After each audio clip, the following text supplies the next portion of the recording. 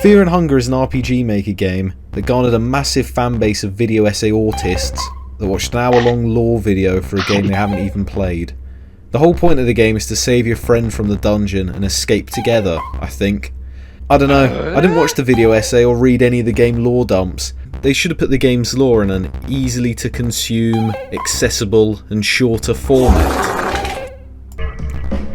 Did you know that Fear and Hunger is a spooky, scary, spooky game with... First thing you notice when you get into this game is it's very obviously made in RPG Maker. The shitty menus, the fact you can't move diagonally is a dead giveaway.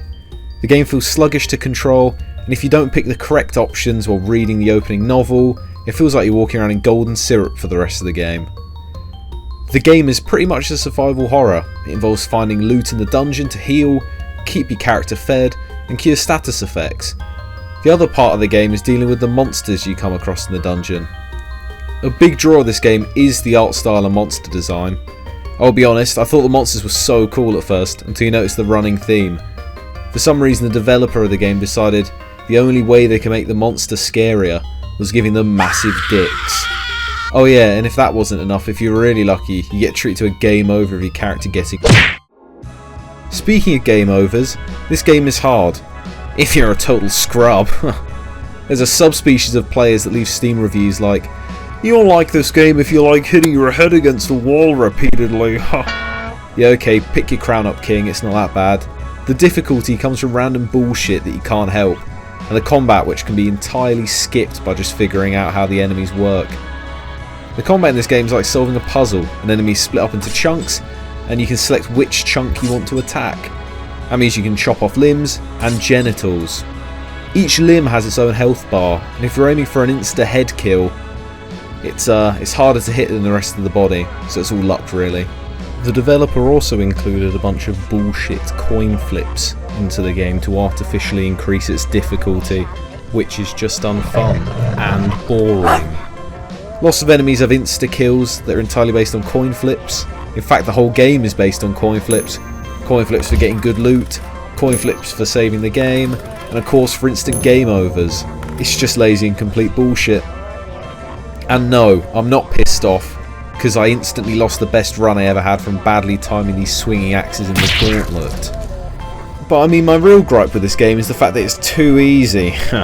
Because, well, I'm the greatest gamer the world has ever seen, and got an S rank ending on the hardest difficulty in less than 5 minutes, no glitches, speedrun 100%. And here's how you do it. So first things first, you're going to want to run straight up. You can only do this on hard mode if you pick DARS. Then run straight up, and then search the bookshelves, okay? You're going to keep searching the bookshelves until you find the book called Passages of Mahabre. Then, as you can see here, I'm using 2 coin flips. Press shift when you're doing the coin flips to spend double the coins. There we go, Passages of Mahabre. What we're going to want to do is we're going to want to read it. Once we read it, we're going to be in Mahabre. Then I've sped it up because there's not much to do. You're just going to run straight through. Not like that, because I went the wrong way at first. But just run through to the left, walk through that wall. There's a glitch there. Go up here, go along here, avoiding everything.